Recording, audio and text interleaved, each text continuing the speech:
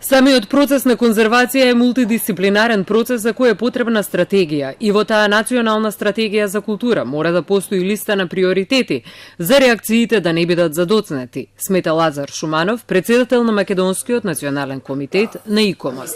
Поважно е да инвестираме во одржување на спомениците на културата, во редовно одржување.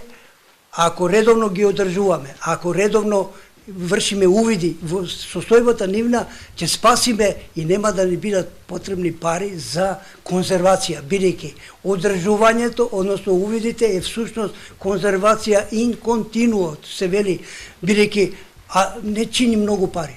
Пролонгирањето на донесување на нов закон за културно наследство, кој се очекува да биде изгласан во собранието во јуни, дополнително ги отежнува работите, смета Шуманов. Например, сакаме да правиме закон за измена на законот за заштита на културното наследство, а ние немаме стратегија.